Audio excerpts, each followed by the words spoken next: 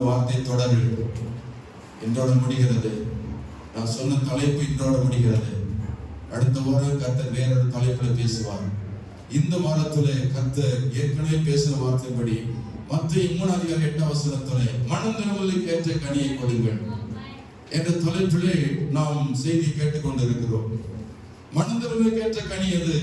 விசுவாசிகளா இருக்கிறவங்க வாழ்க்கையில காணப்படுகிற ஆவிக்குரிய கனிகள் 6 கனிகளை நீங்க பார்த்தீங்க. முதல் கனி என்ன? அன்பு என்ற வார்த்தையை தியானித்தோம். இரண்டாவது கனி என்ன? சந்தோஷம் என்ற வார்த்தை தியானித்தோம். மூன்றாவது கனி என்ன? சமாதானம் என்ற வார்த்தை தியானித்தோம். நான்காவது வார்த்தை என்ன? நீடிய பொறுமை என்ற வார்த்தை தியானித்தோம். ஐந்தாவது வார்த்தை என்ன? தயவு என்ற வார்த்தை தியானித்தோம். ஆறாவது வார்த்தை என்ன? நற்குணம். கடந்த வார்த்தை நாம் பார்த்தது நற்குணம். இன்றைக்கு கடந்த வாரத்தை 2 தியானிக்க வேண்டியது நேரம் சரியாகி விட்டது. ஆகவே அந்த தொடர்ந்து விட்டதை இன்றைக்கு ஆண்டவர் நம்முடைய பேசுவார். 3 கனிகள் மீதி இருக்கிறது. 6 கனி முடிந்து விட்டது. மீதி எத்தனை இருக்கு? அப்ப மொத்தம் எத்தனை கனிகள்? ஆவியின் கனிகள் எத்தனை? 9. அதுல 6 கனிகளை குறித்து நாம் தியானித்தோம். இன்றைக்கு 3 கனிகளை குறித்து தியானிக்கிறோம். ஒவ்வொரு கனிக்கு ஒரு 15 நிமிஷம். 3 கனியை தியானிக்கும் போது 40 நிமிஷம் சரியா போயிடும்.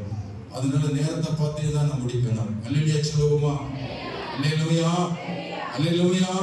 கர்த்தருக்கு ஸ்தோத்திரம். அதே கலாத்தியர் 5:22, 23 ஆகிய 2 வசனங்களை வாசிப்போம். ஆவியின் கனியும் அன்பு, சந்தோஷம், சமாதானம், நீடிய பொறுமை, தயவு, நற்குணம், விசுவாசம், சாந்தம், இச்சையடக்கம், இப்படிப்பட்டவைகள் விரோதமான பிரமாணம் ஒன்றுமில்லை. ஆவிக்குரிய பிள்ளைகள், கர்த்தர் மேல் விசுவாசம் வைத்திருக்கிற பிள்ளைகள், நாம் எப்படிப்பட்ட குணத்தோடு இருக்கணும்? ஆவியின் கனிகளை பெற்று நீ இந்த சபையில விசுவாசியா இருக்கணும். ஆவியின் கனிகளை பெற்று உங்கள் குடும்பத்துல விசுவாசியா இருக்கணும். ஆவியின் கனிகளை பெற்று நீங்கள் படிக்கின்ற பள்ளிக்கூடத்திலே நீங்கள் அதை வெளிப்படுத்தணும். ஆகவே இன்றைக்கு நாம் பார்க்க போகிறது 3 கனிகள். 1 விசுவாசம், 2வது சாந்தம், 3வது இச்சையடக்கம். 3 தலைப்புகளை தியானிக்கணும். கர்த்தருக்கு ஸ்தோத்திரம். வருஷப்படி பார்த்தால் இது 7வது கனி விசுவாசம், 8வது கனி சாந்தம், 9வது கனி இச்சையடக்கம். கர்த்தருக்கு ஸ்தோத்திரம். வார்த்தை கேட்பது எளிது, பிரசங்கிப்பதும் எளிது.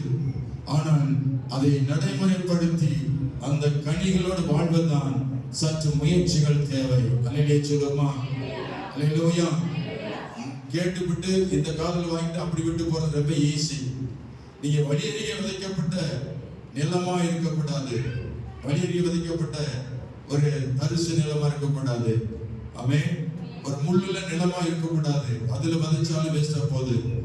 அது கற்பாறை இருதயமா இருக்கக்கூடாது. அதுல விதைச்சாலும் வசனம் வேஸ்டா போகுது. நீங்க நல்ல நிலமா இருந்தா தான் விதைக்கப்பட்ட விதை அது 1க்கு 100, 60, 30 பலன் தரும். நல்ல நிலம், நல்ல இருதயமா இருக்கணும். அல்லேலூயா, அல்லேலூயா. கர்த்தருக்கு பலன் கொடுக்கிறவங்க நல்ல இருதயமா இருந்தா தான் வசனத்தை கேட்டு அதன்படி பொறுமையுடன் பலன் கொடுப்பார்கள், வசனத்தின்படி நடப்பார்கள். அல்லேலூயா சொல்லுவோமா? ஆமா. நீங்க அனுதினமும் நடைமுறைப்படுத்துகிற இந்த கனிகள் நித்தமும் காணப்பட வேண்டும். ஏதோ நீங்க பிரசங்கம் கேட்டுட்டு இன்னைக்கு மட்டும் இந்த கனியை பட்டுட்டு அடுத்த நாள் உங்க குணத்தை காட்டிடக்கூடாது. இன்னைக்கு கர்த்தர் என்ன பேசுனா அதன்படி அந்த வாரம் முழுவதும் அதை நினைச்சு பார்த்துக்கிட்டே இருக்கணும். அப்படி இருப்பீங்களா? இருப்பீங்களா? எத்தனை பேர் இருப்பீங்க அப்படி? இன்னைக்கு ஆண்டவர் பேச போற வார்த்தை 3 வார்த்தை. விசுவாசம், சாந்தம், இச்சையடக்கம். இது 3ஐயும் மனசுக்குள்ள என்னது? ஓடணுமா? இல்ல மறப்பீங்களா? ஓடணும். அதன்படி நடக்கணும். கர்த்தருக்கு பயப்படணும். முதலாவது கவனியுங்கள், விசுவாசம். விசுவாசம் இருந்தா தான் விசுவாசி என்ற பேருக்கு தகுதி. அல்லேலூயா. விசுவாசம் இருந்தா தான். எங்க விசுவாசம் இருக்கு? யார் மேல விசுவாசம் வச்சிருக்கீங்க? ஏன் மேலையா? இயேசு மேல முதல்ல விசுவாசம் இருக்கு. அவர் எனக்காக பலியிடப்பட்டார். அவர் எனக்காக ரத்தம் சிந்தினார். அதை நான் கண்ணுல பார்க்கல, ஆனால் வேதத்தில் வாசித்து நான் தெரிந்து கொண்டேன். ஆகவே நான் அவரை விசுவாசிக்கிறேன். அவர் எனக்காக ரத்தம் சிந்தினார். என் பாவங்களுக்காக ஒரு சாபமானார். என்னுடைய பாவத்தினால, என்னுடைய அக்கிரமத்தினால, என்னுடைய வீரத்தினால அவர் அடிக்கப்பட்டார், நொறுக்கப்பட்டார். கல்வாரி சில ரத்தம் எனக்காய் சிந்தினார். அவர் என்னோடு கூட பேசினார். அவர்தான் அன்புள்ளவர், அவர்தான் என் தகப்பன், அவர்தான் என்னை உருவாக்கினார், அவர்தான் மரித்து உயிர்த்திருந்தார், அவர்தான் மீண்டும் உயிரோடு இருக்கிறார், அவர்தான் மீண்டும் வரப்போகிறார். விசுவாசிக்கிறீங்களா? ஆமென். விசுவாசிக்கிறீங்க? ஆமென் சொல்லுங்க. அல்லேலூயா, அல்லேலூயா. அந்த விசுவாசம் நமக்குள் இருந்தால் மாத்திரமே நான் விசுவாசி என்ற பேர்ல சபைக்கு வர முடியும்.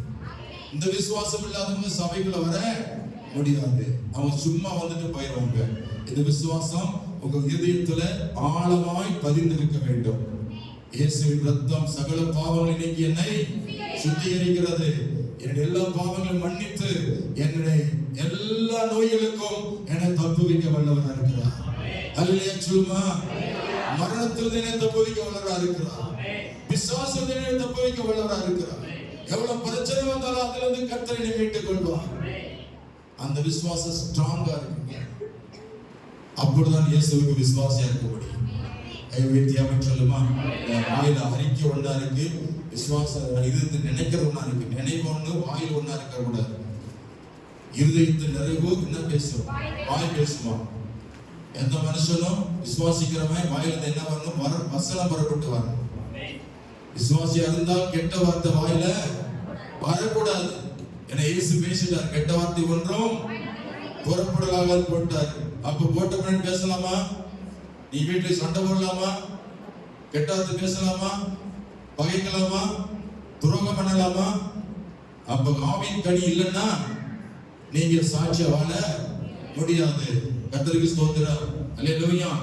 விசுவாசம் இருந்தால் நம்முடைய வாழ்க்கையில எப்படி இருக்கு என்பதை நாம் வேதத்தில் தியானிக்கணும். ஆபிரகாமை குறித்து வேதம் சொல்லுகிறது, கர்த்தர் ஆபிரகாமுக்கு தரிசனமானார். ஆதியாகமம் 12ஆம் அதிகாரத்திலே நீங்கள் ஒரு 3 வசனங்களை வாசிச்சு பார்க்கும்போது கர்த்தர் ஆபிரகாமுக்கு தரிசனமாகி, நீ உன் இனத்தையும் உன் தேசத்தையும் இனத்தையும் உன் தகப்பனுடைய வீட்டை விட்டு புறப்பட்டு நான் காண்பிக்கும் தேசத்துக்கு போ. நான் உன்னை பெரிய ஜாதியாக்கி உன்னை ஆசீர்வதித்து உன் பெயரை பெருமைப்படுத்துவேன். நீ ஆசீர்வாதமாய் இருப்பாய்.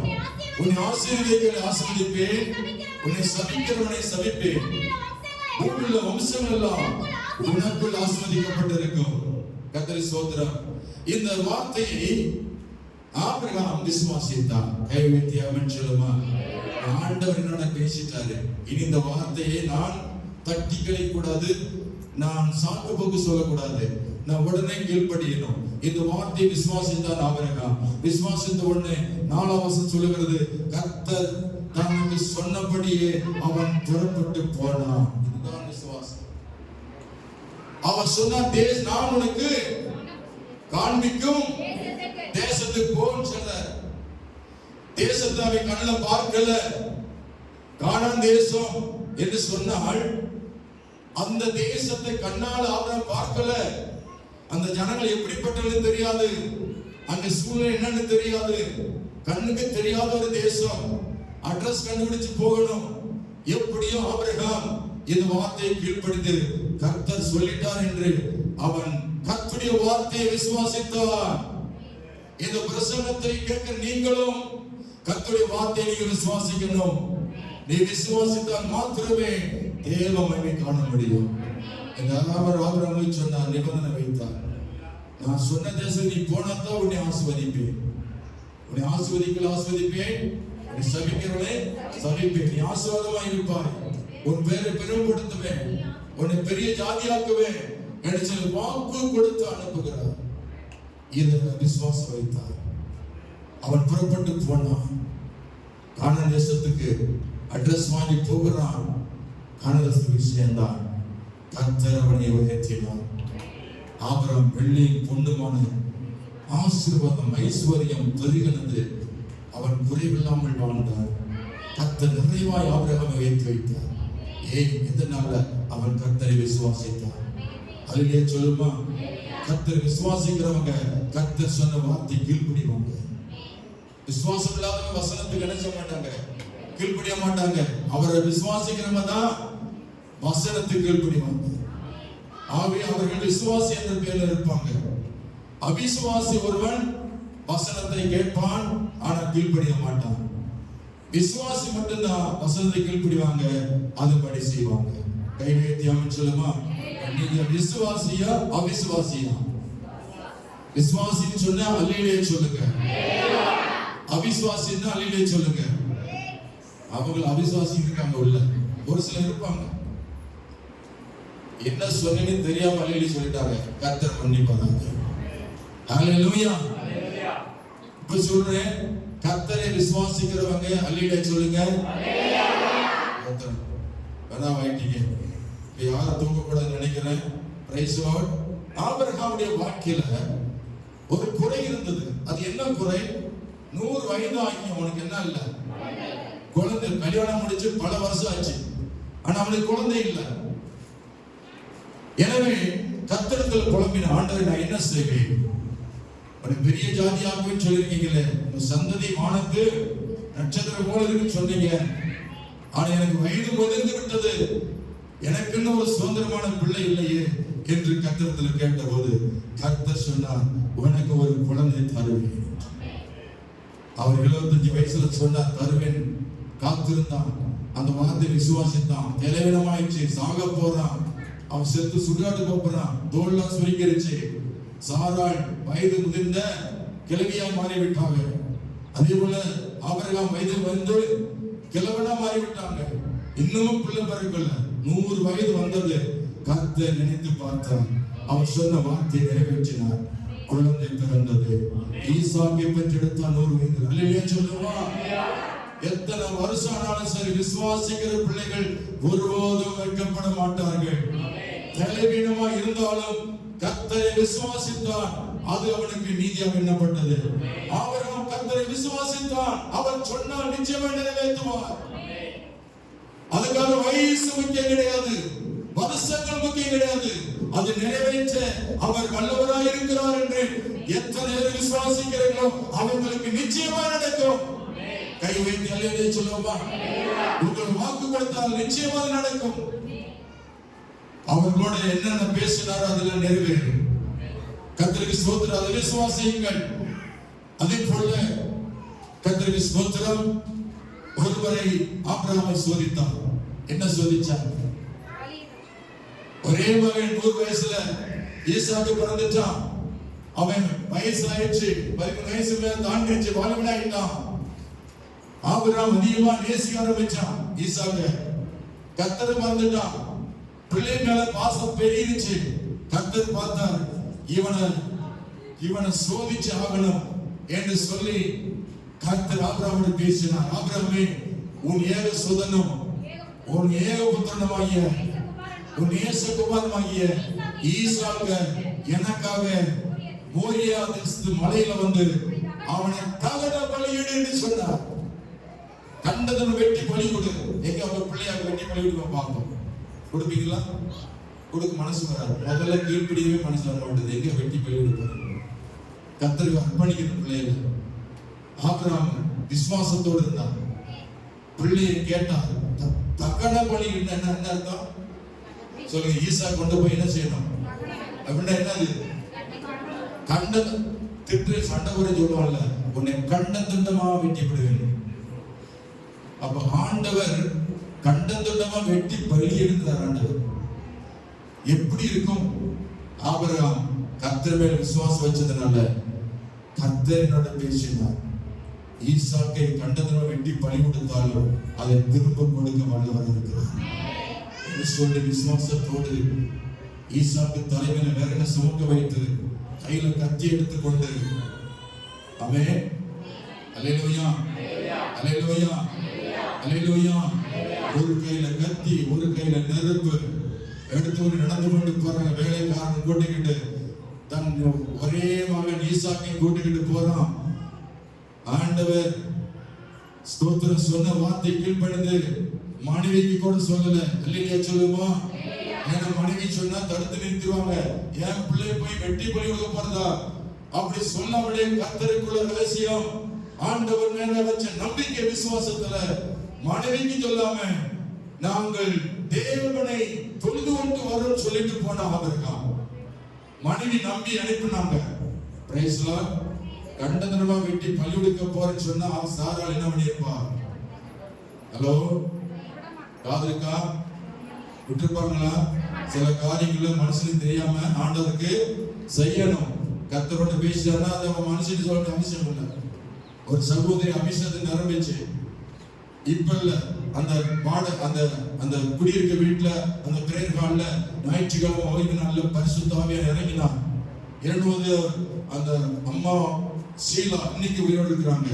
அவங்க ஒரு ரிட்டையர்ட் டீச்சர், HR, ஹெட்மிஸ்டர்ஸ். அவங்க இந்த சபைக்கு வந்து ஒரு நாள் சாகனம் தற்கொலைன்னு சொல்லி வந்தவங்க. கர்த்தரோட பேசினார். அபிஷேகம் நிரம்பின பொழுது கர்த்தர் பேசினார். கழுத்துல இருக்கிற அந்த நகையை எடுத்து நீ காணிக்க போட்டு சொன்னார். தாலிக்கொடி, மனித தாலிக்கொடியில விக்கிரகம் வந்திருக்கிறது. அதை எடுத்து என்ன செய், நீ காணிக்க படைச்சிரு. ஆராதனை முடிந்தவுடன் நான் வந்தாங்க. என்ன சிஸ்டர்னு ஒரு கத்தி எடுங்கன்னாங்க. கத்தி எடுத்து கொடுத்தாங்க. எதுக்கு கத்தி? தற்கொலை பண்ணுவாங்க இல்ல. கர்த்தனோட பேசினாரு. இந்த தாலியில இருக்கிற நகைய கொடுக்க சொல்லிட்டார். அதனால கத்தி அறுத்தாங்க. நகை எடுத்து பேப்பர்ல மடிச்சு கையில் கொடுத்து ஜெபம் பண்ணுங்கன்னாங்க. உங்க வீட்டுக்காரர் திட்டுவாரேன்னு எங்க வீட்டுக்காரருக்கு சொல்ல வேண்டாம். நான் கர்த்தருக்கு தெரிஞ்சா போதும். அவரோட நான் பேசிட்டேன், அவர் என்னோட பேசிட்டாரு. அதனால நான் கர்த்தரை தான் கீழ்ப்படுவேன்னு சொல்லி அந்த நகையை கழட்டி கர்த்தருக்கு காணிக்கப்பட்டே கொடுத்தாங்க. வீட்டுல போய் சொல்லி திட்டு வாங்கினாங்க எல்லாம் தெரியல. வீட்டுல எதுவுமே சொல்லல, கண்டுக்கல. அவரும் ஒண்ணும் கண்டுக்கல. கர்த்தர் வர கிடைச்சிட்டாரு. அல்லேலூயா சொல்லுமா. கர்த்தர் பேசிட்டாருன்னு சொல்லி விசுவாசத்தோடு படைச்சாங்க. இப்ப அவர் புது தாலியை போட்டிருக்காங்க. பழச போட்டுட்டு ஆண்டவர் புதுசை கொடுத்தார் சிலுவையோட. அல்லேலூயா சொல்லுமா. அல்லேலூயா. கர்த்தருக்கு கொடுத்தாச்சுன்னா எல்லாமே வந்து நமக்கு அதான் விசுவாசம் நமக்கு வரணும். ஆண்டவர் கொடுத்தாச்சுன்னா நமக்கு புதுசா சேரும். பழைய பொருளை ஆண்டவர் கொடுத்தீங்கன்னா புதுசா கொண்டு கொடுத்துருவார். அல்லேலூயா சொல்லுமா. அல்லேலூயா. அல்லேலூயா. விசுவாசம் தன் ஒரே குமாரனையே கர்த்தருக்கு கொடுத்தான் ஆபிரகாம். ஆனால் அவனுக்கு பின்னாடி திரள் சந்ததி பெருகிருச்சு. கைவி செஞ்சாமே சொல்லுமா. திரளான ஜனங்கள் ஆபிரகாம் பெருகிட்டாங்க. ஒன்ன கொடுத்தா உனக்கு வானத்தின் பல கணிகளை திறந்து இடங்களும் போட்டு ஆசீர்வாதம் கொடுப்பார். கொடுப்பதற்கு விசுவாசம் வேணும். அல்லேலூயா சொல்லுமா. அல்லேலூயா. தசமம் கொடுப்பதற்கு மனசு வரணும். காணிக்கை கொடுப்பதற்கு விசுவாசம் வரணும். தசமம் கொடுத்த குறைஞ்சோமே நினைச்சேன்னா நீ அவிசுவாசி. கர்த்தரை விசுவாசிப்பது உண்மையானால் 1 லட்சம் வந்தாலும் 10,000 எடுத்து கொடுக்க மனசு வரணும். 5 லட்சம் வந்தாலும் 50,000 கொடுக்க மனசு வரணும். மனசு இல்லாம உங்களை விசுவாசின்னு கர்த்தர் அழைக்க மாட்டாரு. மனசு வரணும், விசுவாசம் இருக்கணும். நீ விசுவாசித்தால் தேவமே காண்பாய். கொஞ்சத்துல உண்மையா இருக்கிற நீங்க ஏன் பெரிய அதிகமா வருமானத்துல உண்மையா இருக்க முடியல? அநேக வஞ்சிக்கிறாங்க கர்த்தரை. விசுவாசம் இல்லாம போயிடுறாங்க. கொஞ்சம் வருமானத்தோட ஈஸியா கொடுக்குறாங்க. அதிக வருமானம் வந்தா கொடுக்க மனசு வரமாட்டேங்குது. பாசத்து நின்றுடுவாரு. அவர் ஏதாவது வசதி அப்படிப்பாரு. அது ஏன் மேல நம்பிக்கை வைக்கிறது? கர்த்தர் மேல விசுவாசத்தை விட்டுட்டு அவருக்கு நான் கொடுக்கிறேன், அவருக்கு நான் உண்மையா இருக்கிறேன், அந்த விசுவாசம் உனக்கு வேணும். அல்லேலூயா சொல்லுமா. பாசுக்கு கொடுத்தேன், என்னாலதான் அவர் மேல போயிட்டான்னு சொன்னீங்க, நீ அவிசுவாசி. ஆரம்பத்திலிருந்து கர்த்தர் எனக்கு கொடுக்கிறார், நான் பிழைக்கிறேன். நீங்க கொடுக்கலாம், இன்னொருத்தர் எழுப்புவார். உங்களாலதான் பிழைக்கிறேன்னு சொல்லக்கூடாது. கர்த்தர் என்னை பிழைக்க வைக்கிறார். ஒரு வழி அடையும் போது கர்த்தர் எங்களுக்காக 7 வழியை திறப்பேன் வாக்கு கொடுத்திருக்கிறார். அதனால ஒரு ஆத்மா இழந்தா 10 ஆத்மா புதுசா வந்து கொடுப்பார் ஆண்டவர். ஊழிய கர்த்தருடையது, சபை கர்த்தருடையது. ஆனா உங்களுக்கு பெருமை வந்துடக்கூடாது. நான் தான் கொடுக்கிறேன், என்னாலதான் அவர் உயர்ந்திருக்கிறார் என்ற அந்த அவிசுவாச சாபம் இருக்கக்கூடாது. முதல்ல நான் கர்த்தருக்கு கொடுப்பது தகுதி வேணும். ஃபர்ஸ்ட் தகுதி இல்லாம கொடுக்க முடியாது. கர்த்தர் ஏற்றுக்கொள்ள மாட்டார். அல்லேலூயா. நான் கொடுக்கும் போது மகிழ்ச்சியோடு கொடுக்கிறேன். ஆண்டவர் கொடுக்க மறந்துச்சா எனக்கு துக்கமா இருக்கும். கொடுத்துட்டால் சமாதானம் உள்ளது எனக்கு. நான் மாசந்தோறும் செக்ஷன் மீட்டிங் போறேன். பணம் சம்பளம் வாங்க போல, நானு கையெழுத்து போட்டு செக் வாங்க போல, சம்பளம் வாங்குறதுக்கு ஸ்தாபனத்துக்கு போல. நானு இந்த ஏஜ் ஸ்தாபனத்துல நான் 5 வயசா பணம் வாங்க போல.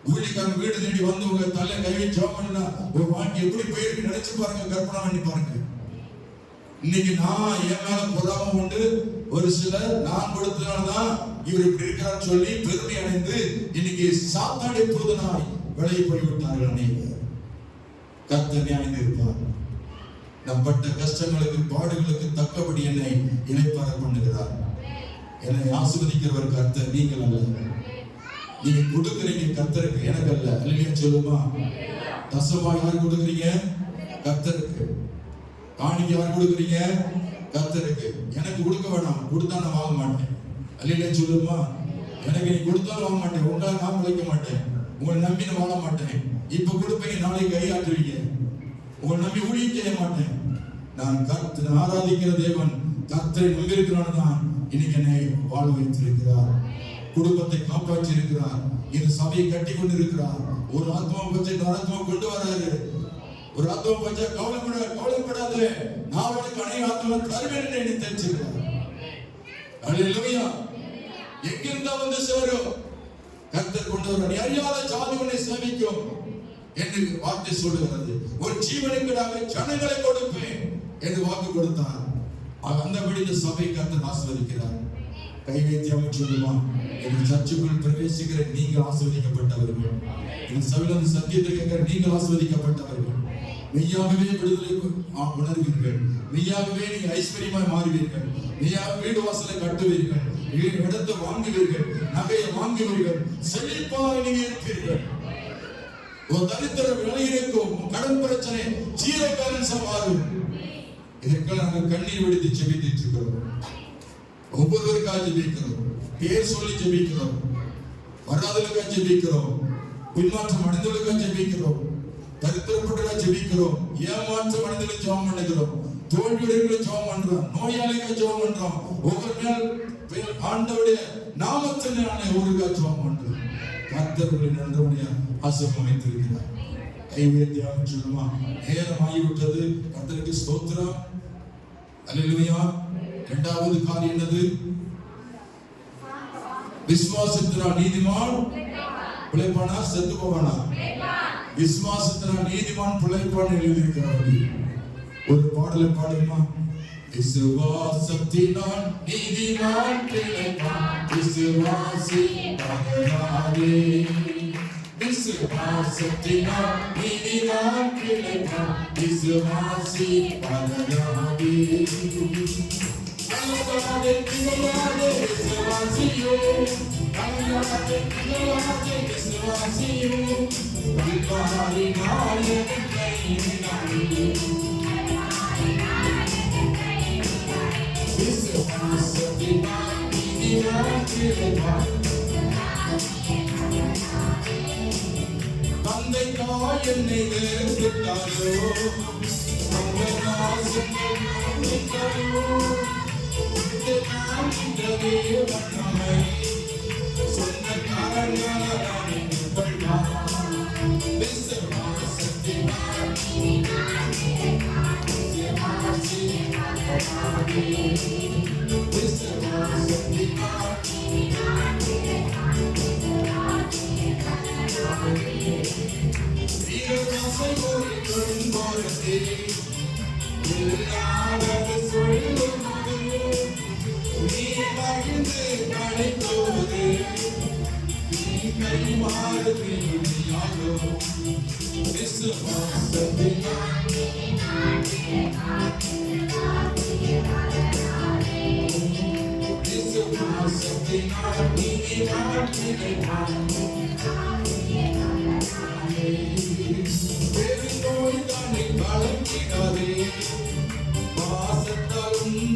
சோதிப்பாரே திமிர்வாதத்தால் ஆசை பெற்றவள் தேவனாலே நீ நான் நடக்கவில்லையோ. விசுவாசத்தினால்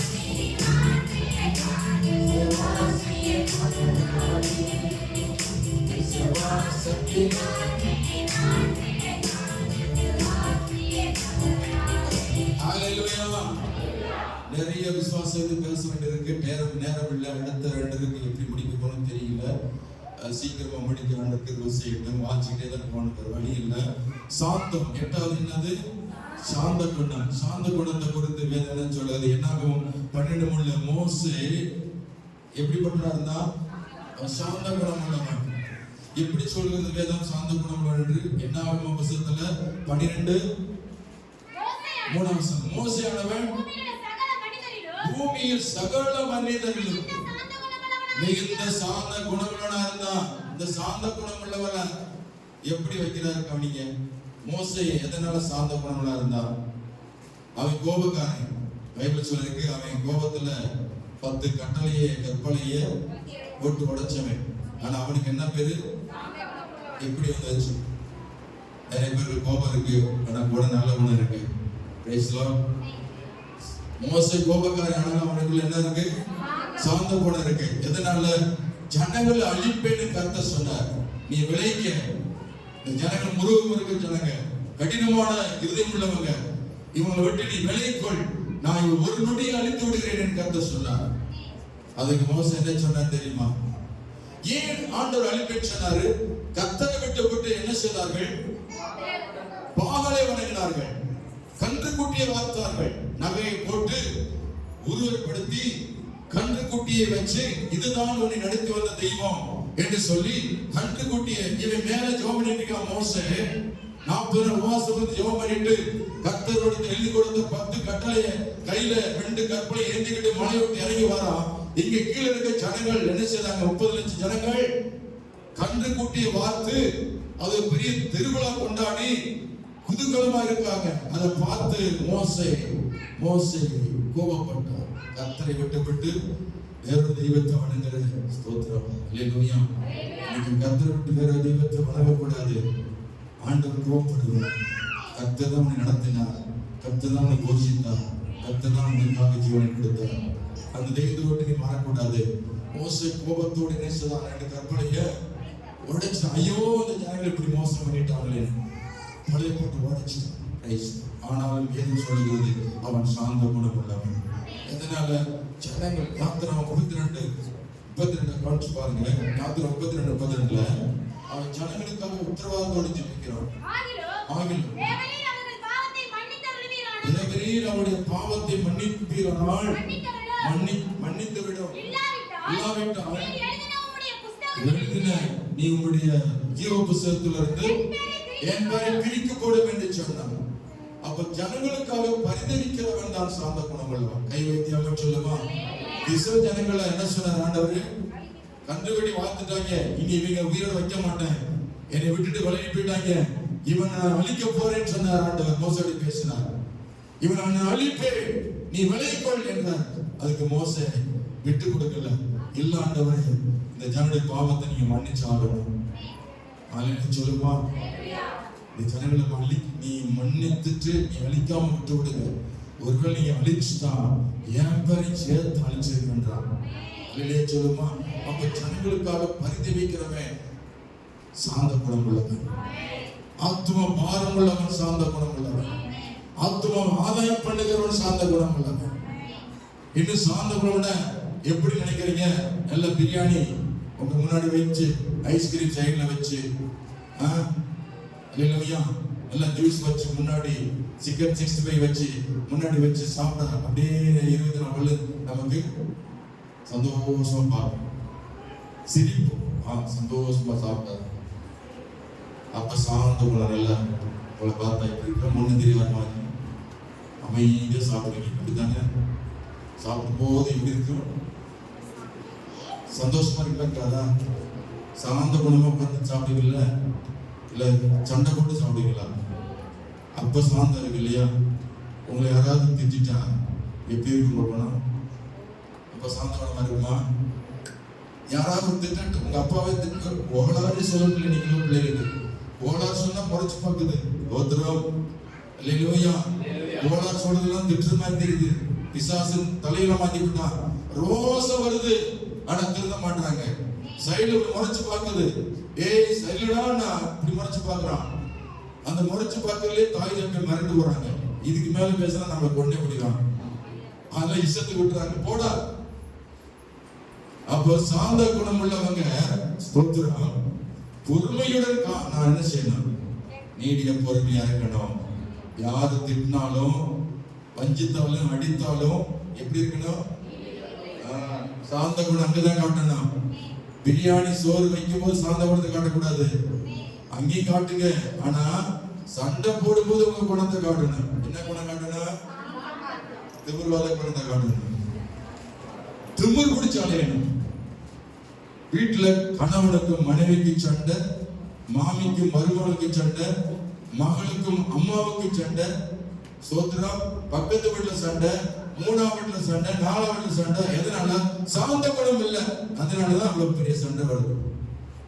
எதையும் சகிக்க முடியல, பொறுமையா சகிக்க முடியல. வெறித்தனம் உங்க ஜென்ம குணம் வெளிப்படுது. சாந்த குணம் உள்ளவங்க பொறுமையா இருப்பாங்க. அல்லேலூயா சொல்லுமா. தாழ்மையா இருப்பாங்க. அல்லேலூயா அல்லேலூயா. பிறருக்காக பரிதாபப்படுவாங்க, பிறருக்காக கண்ணீர் வடிப்பாங்க. அவங்க தான் சாந்த குணம் உள்ளவங்க. பிறர் மனம் திரும்ப ரட்சிக்கப்படும் சொல்லி ஆத்ம பாரத்தோடு அவங்களை கண்ணைக்கு பார்ப்பாங்க. இவங்க தான் சாந்த குணமா இருக்கணும். தன்னை அடிச்சா கூட ஆண்டவரே மன்னிங்கப்பான்னு சொல்லிட்டு போயிட்டு இருப்பாங்க. அவங்களை எதிர்த்து பேசாம, வீண் வார்த்தை பேசாம, அவர்கள் சாந்த குணத்தோடு கூட அவர்கள் தெய்வத்துல மன்னிப்பு கேட்டு ஜெபம் பண்ணுவாங்க. அல்லேலூயா சொல்லுவாங்க. அல்லேலூயா. சாபம் போட மாட்டாங்க, கோபத்தை வெளிப்படுத்த மாட்டாங்க, கோபத்தை வெளிப்படுத்த மாட்டாங்க. எப்பொழுது சாந்தத்தோடு மகிழ்ச்சியோட போவாங்க, சந்தோஷத்துல போறாங்க. அவங்க தான் சாந்த குணம். கர்த்தருக்கு ஸ்தோத்திரம். ஹல்லேலூயா. மோசே எல்லாவற்றையும் சாந்த குணமா இருந்தா. கண்ணீர் வடிக்கிற ஆத்துமாக்களுக்காக மோசே போல ஜனங்களை அழிக்க கூடாது ஆண்டவரே சொல்லி கண்ணீர் வடித்தான். உங்க அம்மாவுக்காக கண்ணீர் வடிங்க, உங்க பிள்ளைகளுக்காக கண்ணீர் வடிங்க, உங்க கணவனுக்காக, உங்க மனைவிக்காக கண்ணீர் வடிங்க, உங்க பிள்ளைகளுக்காக ஸ்தோத்திரம் பண்ணி கண்ணீர் வடிங்க. அவருடைய கோபம் மேல் இறங்கிடக்கூடாது ஆண்டவரே சொல்லி அந்த சாந்த குணத்தோடு வாழுங்க. யார் மேலும் கோபப்படாதீங்க, யாரும் எரிச்சல் அடையாதீங்க, யாரையும் பகைக்காதீங்க, யாரையும் புரதமா பார்க்காதீங்க. அது சாத்தானுடைய வேலை. சாந்த குணம் உள்ளவனா இருக்கு. அல்லேலூயா. அதே போல எது கொடுத்தாலும் அதை நினைச்சு பகிர்ந்து அளிக்கணும். கறி எடுத்தாச்சுன்னா என்ன செய்யணும்? கறிக்குளம் வைக்குமையா போனோன்னு வீட்டுல கறி எடுத்து போவீங்களா? கறிக்குளம் வச்சீங்கன்னா என்ன செய்யணும்? ஹலோ, நான் இவருக்கு மட்டும் தான் வைப்பேன், நான் உனக்கெல்லாம் தர மாட்டேன். என்ன பேய் குணம்? அல்லேலூயா சொல்லுமா.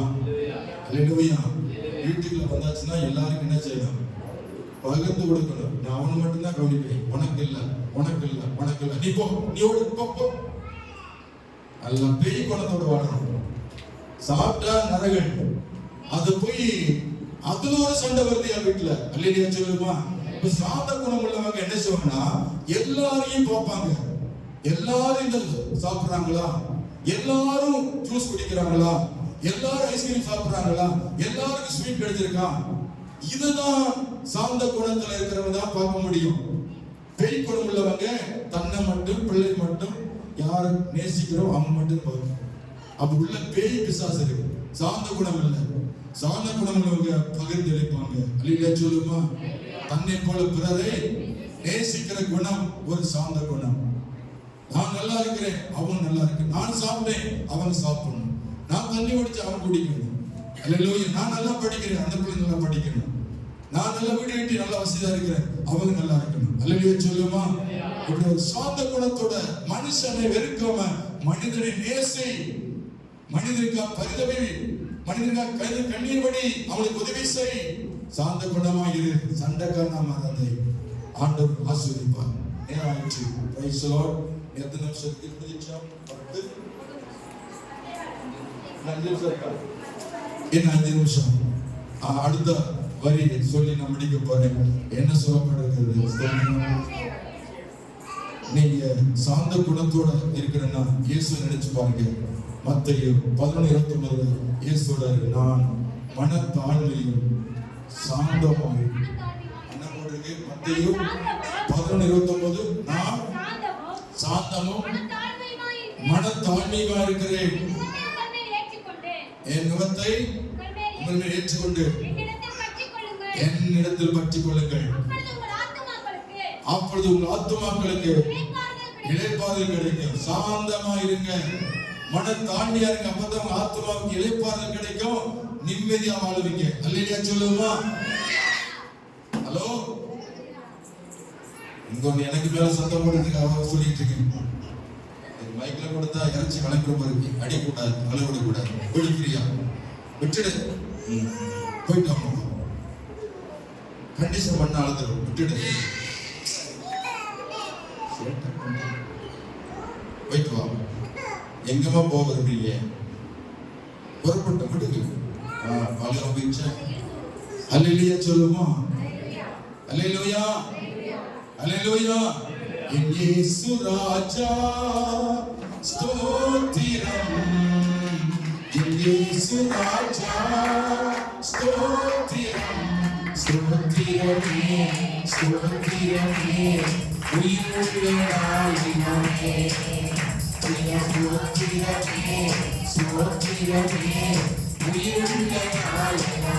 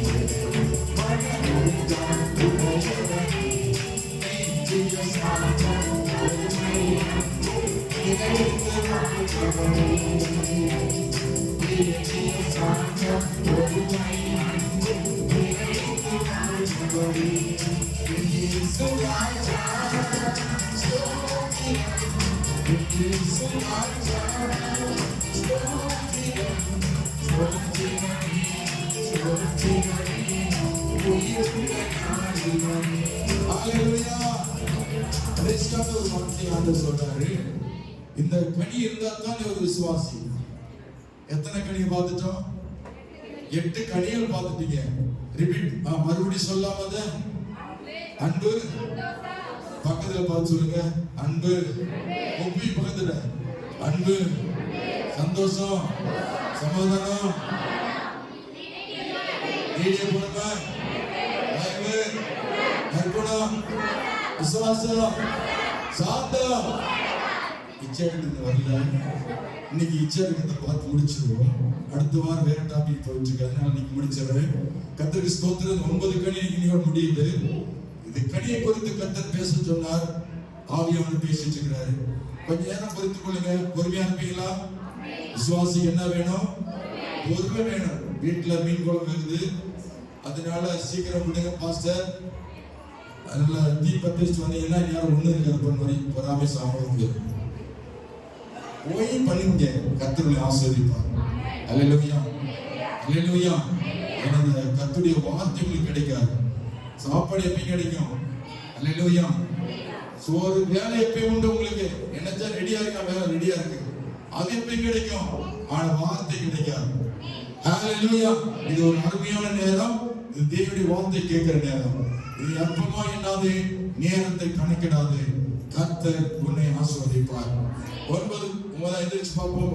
எல்லாரும் எழுந்திருப்போம். கொஞ்ச நேரம், ஒரு நிமிஷம் மட்டும் கொஞ்சம் எந்திரிச்சிட்டு அப்படியே அமர போறீங்க. ஒரே ஒரு நிமிஷம் எந்திரிக்கிறா உட்காந்துங்க. ஒண்ணு வேணாம், சப்பானிலாம் எந்திரிக்க வேணாம், உட்காந்துங்க. ஆமா, சப்பானிலாம் எந்திரிக்க முடியாது. 2 கால் குடமானவங்க உட்காந்துங்க. கால் நல்லா இருந்தா எந்திரிச்சுங்க. கொஞ்சம் கையை உயர்த்துங்க ஒரு நிமிஷம். ஆண்டவரே, இதுவரைக்கும் கேட்ட சத்தியத்துக்காக ஸ்தோத்திரம். இன்று நீ என்னோட பேசுற விசுவாச வார்த்தைக்காகவும் நீடிய சாந்தத்துக்காகவும் உதவும். உமக்கு நன்றி அப்பா. இந்த கடைசி வார்த்தை கேட்க போறோம், எனக்கு உதவி செய்யுங்க இயேசுவின் நாமத்தில். ஆமென். உட்காருங்க. கடைசி வார்த்தை இச்சை அடக்கம். இச்சை அடக்கம் என்றால் என்ன? இச்சை என்று சொன்னால் ஆசை. சொல்லுங்க, இச்சை என்ன? ஆசை.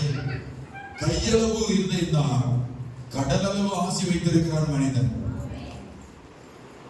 எப்படி கடல் அலைக்கு ஒரு கரையை எல்லை வைத்தாரோ, மனிதனுடைய ஆசைக்கு ஒரு எல்லை வைத்திருக்கிறார். கை வைத்து அமைச்சொல்லுங்க. கடல் அலையை பார்த்து ஆண்டு சொன்னாரு, கடல் அலையே இம்மட்டும் நில், இந்த கரை மிஞ்சி வராது என்று ஆண்டவர் கட்டளையிட்டிருக்கிறார். அதனால்தான் கடல் தண்ணீர் உலகத்தின் அழிக்காம இருக்கு. கை வைத்து அமைச்சொல்லுமா. அதே போல மனிதனுடைய ஆசைக்கு ஒரு அளவு இருக்கிறது, ஒரு லிமிட் வைத்திருக்கிறார். அந்த அளவுக்குள்ள இருக்கணும். 1 தீமோத்தேயு 6:6 சொல்லியிருக்கிறது, இச்சை அடக்கத்திற்கு ஒரு வார்த்தை இருக்கிறது. என்ன சொல்லப்பட்டிருக்கிறது? போதும் என்கிற மனதோடு கூடிய தேவ பக்தியே மிகுந்த ஆதாயம். போதும் என்று சொல்லுகிற வார்த்தை இருக்கா? நீ எதுல போதும்னு சொல்றீங்க? சிலருக்கு போதும் என்ற மனசே வராது. வாயில கறியை போட்டுட்டே இருங்க, இன்னும் கொஞ்சம் 2 பீஸ் இன்னும் 2 பீஸ், இப்படி 2 பீஸா சாப்பிட்டுதான் கொலஸ்ட்ரால் ப்ராப்ளம் உட்காந்துருக்கு. இன்னைக்கு மட்டும் தானே சாப்பிடுங்க, இன்னைக்கு மட்டும் தானே இப்படி சொல்லி என்னை ஏமாத்தி இப்ப நிறைய பேர் நீ சாப்பிட வச்சுட்டாங்க. இல்லையா? டெஸ்ட் பண்ணா கொழுப்பு குடி போச்சு, உனக்கு கொழுப்பு அதிகப்படி அப்படின்றாங்கல்ல. சேட்டை பண்ணால சொல்றாங்க, நீ உனக்கு கொழுப்பு அதிகப்படி, அதனால நீ பேசுற. இப்ப நான் பிரசவம் பண்ணா கொழுப்பு அதிகமா இருக்கிறனால பேசிட்டு இருக்கேன். எத்தனை நேரம் எதிர்த்தீங்களா தெரியாது, உனக்கு கொழுப்பு அதிகம், 2 மணி நேரம் பேசிட்டு இருக்கடி அப்படிங்களா நீ? இல்லையா? அல்லேலூயா. ஒரு அளவு தான் இருக்கு, ஆசைக்கு அளவு இருக்கு. போதுமைங்கிற மனது. உங்களுக்கு கொடுக்கப்பட்ட வருமானம் என்ன சொல்றீங்க? பண விஷயத்துல போதும் என்று சொல்லுங்க. அல்லேலூயா சொல்லுமா. அல்லேலூயா. யோவான் ஸ்நானகன் வனாந்தரத்துல பிரசங்கம் பண்ணி கொண்டிருந்தான். யோவான் ஸ்நானகன் குறித்து லூக்கா 3:8 முதல் 14 வரைக்கும் இருக்கிறது. யோவான் ஸ்நானகன் பிரசங்கம் பண்ணா, உங்களுக்கு உள்ளவை போதும் என்று எண்ணங்கள், உங்களுக்கு உள்ளவை போதும் என்று எண்ணங்கள் என்று சொல்லப்பட்டிருக்கு. 2 ஆடை உள்ளவன் 1 மற்றவனுக்கு கொடுக்க கடவன். போட்டிருக்கா 8 முதல் 14. லூக்கா 3:8 முதல் 14 வரைக்கும் படிச்சு பார்க்கும்போது, லூக்கா 3:8 முதல் 14 வசனம் என்ன போட்டிருக்கு?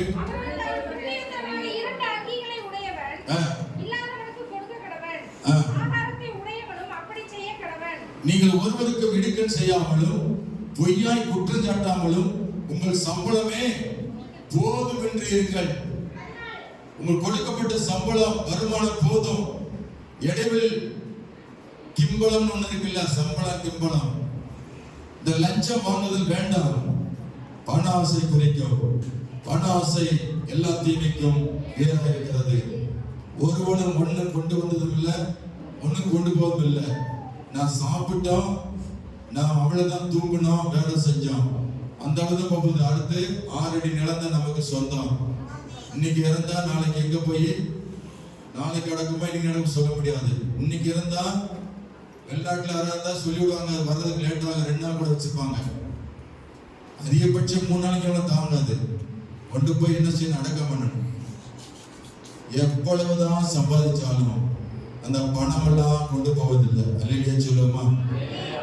அல்லேலூயா. கர்த்தருக்கு ஸ்தோத்திரம். கர்த்தர் எனக்கு கொடுத்த வருமானம் போதும் எண்ணுங்கள். இன்னைக்கு சாப்பாடு கொடுத்தாரு, ஸ்தோத்திரம். நாளைக்கு கொடுப்பார். அல்லேலூயா சொல்லுமா. அல்லேலூயா. இன்னைக்கு உடைய கொடுத்தார், ஸ்தோத்திரம். இன்னைக்கு வேலை கொடுத்தாரு, ஸ்தோத்திரம். இப்படி ஒவ்வொரு நாளுக்காக நன்றி செலுத்துங்கள் ஆண்டவருக்கு. அடுத்த நாள் கர்த்தர் பார்த்துக் கொள்வார். அல்லேலூயா சொல்லுமா. நமக்கு உள்ளது போதும் என்று என்ன கடவோம். பண ஆசை எல்லா தீமைக்கும் வேறா இருக்கிறது. பண ஆசை குடிச்சவங்க பணத்தை சம்பாதிக்கணும், ஏழை ஏமாத்தணும், ஏமாற்றுகிறவங்க, பொய் சொல்றவங்க, திருடுறவங்க, இவங்கள பண ஆசை குடிச்சவங்க, இவங்களுக்கு ஆக்கினை தீர்ப்பு இருக்கு, அவங்களுக்கு வேதனை இருக்கிறது. வேதம் சொல்லுகிறது பண ஆசை எல்லா தீமைக்கும் வேறா இருக்கிறது. சிலர் அதுல இச்சைத்து விசுவாசத்தை விட்டு வழி விலகி அநேக பேர் உருவ குத்தி கொண்டிருக்கிறாங்க. நமக்கு தேவன் என்ன கொடுத்தாரோ அது போதுமே நினைக்கிறோம். அதுதான் இச்சை அடக்கம். ஒரு மனைவி போதும். அல்லேலூயா சொல்லுமா? ஹலோ, விபச்சாரம் வேண்டாம். இன்னொரு மணி மேல் ஆசைப்படாத, இன்னொரு மணி மேல் ஆசைப்படாத, அது பாவம் என்று வேதம் சொல்லுது. அதான் இச்சை அடக்கம் என்பது திருமணத்தை முடித்து ஒரு கணவன் ஒரு மனைவி, இதுதான் உண்மை உத்தமமான வாழ்க்கை. அல்லேலூயா சொல்லுமா? மனைவியை கட்டிக்கிட்டு இன்னொன்னு சைடு பிசினஸ் பண்ணீங்க, அது விபச்சாரம். நீங்க பரலோகத்துக்கு வர முடியாது, பூமியின் ஆசீர்வாதம் இருக்க முடியாது. இச்சை அடக்கம் என்றால் ஒரு மனைவி ஒரு கணவன், இது பேர் தான் இச்சை அடக்கம். ஒரு விசுவாசி சாட்சியை காத்துக்கணும். அல்லேலூயா சொல்லுமா? விசுவாசி சாட்சியை காத்துக்கணும்.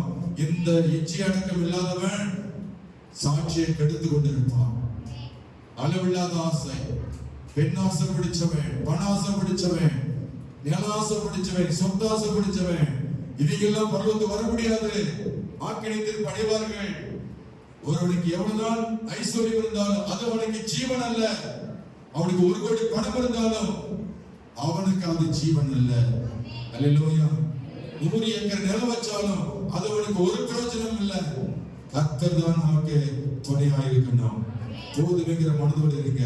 எத்தனை வீடு மாடி வீடு கட்டினாலும் அது உங்களுக்கு பிரயோஜனப்படாது. நாம் குடியிருக்கிற குடிசை இருந்தா போதும். அல்லேலூயா சொல்லுமா? இருக்கிற வீட்டுல ஒழுகாம நிழலா குடி நிம்மதியா இருக்கிற வாழ்க்கை தான் நமக்கு தேவை. அந்த வீட்டை பார்த்துக்கிட்டு போட்டி போட்டு வீடு கட்டக்கூடாது. அவனை பார்த்து அவன் பணக்காரன் நான் பணக்காரன் சொல்லி போகக்கூடாது. உலகத்தான் பண ஆசை பிடிச்ச அலையுதான். விசுவாசிகளோ நீங்கள் இச்சை அடக்கத்தோடு வாழுங்கள். அல்லேலூயா சொல்லுமா? நீங்கள் எல்லாரும் பண ஆசை இல்லாமல் ஒரே குடும்பம், ஒரே மனைவி, ஒரே கணவன் என்ற நிலைமையில் இருந்தீங்கன்னா அது இச்சை அடக்கம். அதுக்கு வருமானம் போதும். பிறருடைய சொத்து ஆசை வேணாம், பிறருடைய நில ஆசை வேணாம், பிறருடைய பணம் எனக்கு வேணாம். நான் சொந்த கை சம்பாதிக்கிற பணம் எனக்கு போதும். அதுல யாரையும் நான் ஏமாத்த கூடாது. பண ஆசை பிடிச்சவங்க ஏமாத்துவாங்க, பொய் சொல்லுவாங்க, திருடுவாங்க. அந்த இது வேண்டாம். நான் இச்சை அடக்கத்தோடு வாழ்நாட்டவர். நான் விசுவாசியா இருக்கணும். எத்தனை பேர் ஒப்பு கொடுக்க போறீங்க? அல்லேலூயா, அல்லேலூயா. வசதியை தேடி ஓடாத, வசதியை தேடுகிறவன் பண ஆசை பிடிச்ச அலைவான். வசதி வேணும், இன்னும் வசதி வேணும், இன்னும் வசதி வேணும். வசதி தேடி போனீங்கன்னா வானத்தார தொட முடியுமா? வானத்தார. அதே மாதிரி வசதி அப்படித்தான் போயிட்டே தான் இருக்கும். சைக்கிள் வேணும், பைக் வேணும் வந்துடும், கார் வேணும் வந்துடும். கார் எனக்கு பிடிக்கல, விமானம் வேணுமாங்க, விமானம் வந்துடும். விமானம் பிடிக்கல ஆண்டவரே, நான் சொகுசா போகணும். இப்படித்தான் மனுஷன் ஆசைய பயங்கரமா வளர்க்கிறான். நீங்களோ கர்த்தர் கொடுத்தது போதும் என்று எண்ணுங்கள். கர்த்தர் கொடுத்த படிப்பு போதும், கர்த்தர் கொடுத்த சுகம் போதும், கர்த்தர் கொடுத்த வருமான ஆஸ்தி போதும். கர்த்தர் நியாயமா எனக்கு தந்திருக்கிறார், நீதியா எனக்கு தந்திருக்கிற வருமானம், அதுதான் நிலைச்சிருக்கும். ஏமாற்றி பணத்தை நீங்க பறிக்க நினைச்சீங்கன்னா அது நிச்சயமாய் காற்றாய் பறந்து போய்விடும். கர்த்தருக்காக உண்மையாய் உழைத்தால் அது கைப்பாடாக சம்பாதிக்கிறவன் விருத்தி அடைவான். அல்லேலூயா சொல்லுமா? உண்மையாய் உழைத்து சம்பாதிக்கிறவன் விருத்தி அடைவான். பிறர் ஏமாற்றி பொய் சொல்லி வஞ்சித்து திருடுகிறவன் ஒரு நாள் முன்னேற மாட்டான். இச்சை அடக்கம் இல்லாதவன் இயேசுவின் சாட்சியம் வாழ மாட்டான். இச்சை அடக்கத்தோடு வாழ்கிறான் இயேசுவின் சாட்சி, அவன் தான் விசுவாசி. ஒரு விசுவாசி இச்சை அடக்கத்தோடு இருக்கணும். அல்லேலூயா சொல்லுமா? கிறிஸ்தவர்கள் அதன் ஆசை இச்சைகளை சிலுவையில் அறிந்திருக்கிறார்கள். அதனால அவர்கள் சிலுவையை தஞ்சமாக கொண்டு வாழ்கிறபடினால் அவர்கள் ஆசை இல்லாமல் வாழ்வார்கள். எல்லாம் கண்ணை மூடுவோம், ஜெபம் பண்ண போறோம். லூக்கா 3:9 வாசித்து முடிக்கிறேன். நல்ல கனி கூடாத மரமெல்லாம் வெட்டுண்டு அக்கினியில போடப்படும். நீங்கள் விசுவாசியா இருக்கிற நீங்க 9 கனிகள் நிறைந்த வாழ்க்கையாக உங்க வாழ்க்கை ஒப்பு கொடுங்க. எல்லாரும் உலகம் போட்டு ஜெபம் பண்ணுமா? ஆமென். ஸ்தோத்திரம், ஸ்தோத்திரம். ஹல்லேலூயா, ஹல்லேலூயா. ஆமென், ஹல்லேலூயா. ஸ்தோத்திரம் ஆண்டவரே. ஜெபம் பண்ணுவோம். ஆவியானவரே எங்களை தாழ்த்துகிறோம் ஆண்டவரே. கிருபையினால் நிரந்தரவரே. ஸ்தோத்திரம், ஸ்தோத்திரம். ஹல்லேலூயா, ஹல்லேலூயா. அன்பின் பிதாவே இயேசுவே, பரிசுத்த ஆவியானவரே எங்களை தாழ்த்துகிறோம் ஆண்டவரே. அன்பு, சந்தோஷம், சமாதானம், நீடிய பொறுமை, தயவு ஆண்டவரே, விசுவாசம் ஆண்டவரே, ஸ்தோத்திரம், சாந்த குணம் ஆண்டவரே, இச்சை அடக்கம், நீடிய சாந்தம், இச்சை அடக்கம் என்ற 9 கனிகளுக்குள்ள என் வாழ்க்கை இருக்கணும். அதுதான் விசுவாசிக்க அழகு, அதுதான் விசுவாசிக்க அழகு. ஆமென். ஆண்டவருக்கு பிரியமானது. ஆமென். ஆண்டவருக்கு பிரியமான பிள்ளையா வாழுங்க. ஆமென். எல்லாம் சொல்லி ஜெபம் பண்ண, ஆண்டவரே என் மாமிச குணம் வரக்கூடாது, என் சொந்த இச்சை குணம் வரக்கூடாது, என் ஜென்ம குணம் வரக்கூடாது, இந்த ஆவியின் குணம் தான் எனக்கு வரணும். 9 கனிகள் நிறைந்த வாழ்க்கை வாழணும். ஆமென் ஆமென். ஹalleluya. எல்லாரும் சொல்லுங்க ஆமென். ஹalleluya ஆமென். ஹalleluya ஹalleluya ஹalleluya ஆமென். ஹalleluya. ஏதை தொட்ட உறவு என்றும் தொடர வேண்டும். ஏதை தொட்ட உறவு என்றும் தொடர வேண்டும். இயேசு கிறிஸ்து குரலை கேட்டு மகிழ வேண்டும். இயேசு கிறிஸ்து குரலை கேட்டு மகிழ வேண்டும். உங்கள் நாமம் எங்கள் மன்னம் பாடுகிறோம்.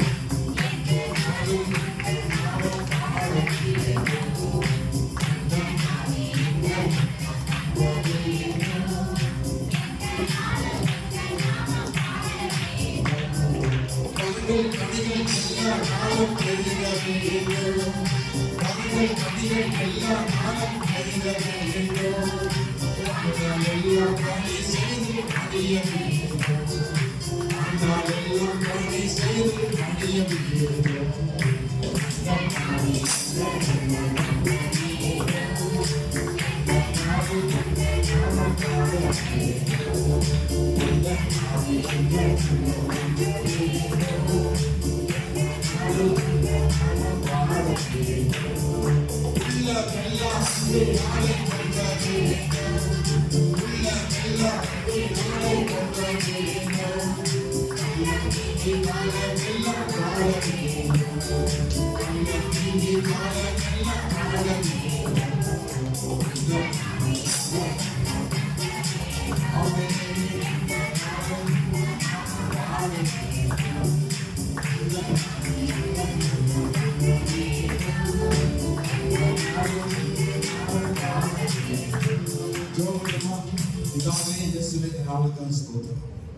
பேசுற வார்த்தைய ஸ்தோத்திரம். சற்று நேரம் தாமதம் இருந்தாலும் எல்லாம் நன்மைக்கேதுவாய் நடக்கிறது என்பதை அறிந்தவர்கள் நன்றி செலுத்துகிறோம். இம்மட்டும் பாதத்தில் அமர்ந்திருக்கிறவர் தந்தை, ஜீவனை கொடுத்து சுகம் தந்து பலனாய் அமர வைத்து உமக்கு நன்றி. இப்படி வார்த்தை கேட்க தகுதிப்படுத்தினேன். உமக்கு நன்றி அப்பா.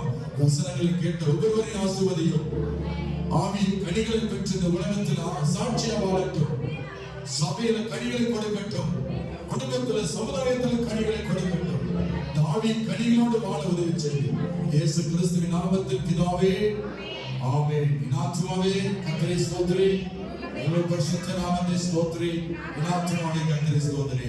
கர்த்தர் செய்த சகல உபகாரங்களை ஆமென். நம்முடைய கர்த்தராகிய இயேசு கிறிஸ்துவின் கிருபை, பிதாவாகிய தேவனுடைய அன்பும் பரிசுத்த ஆவியானவருடைய ஐக்கியம் சந்தோஷ சமாதானம் நம்முடைய கர்த்தருடைய வருகை மட்டும் சதா காலம் இருப்பதாக. ஆமென். ஹalleluya ஹalleluya ஹalleluya. கர்த்தர் உங்களை ஆசீர்வதிப்பாராக. கர்த்தருக்கு ஸ்தோத்திரம் உண்டாகட்டும். யாவரும் சமாதானத்தோடு செல்லுங்கள். கர்த்தரோடு இருப்பார். கையில கொடுங்கள், வாழ்த்துங்கள். ஒரு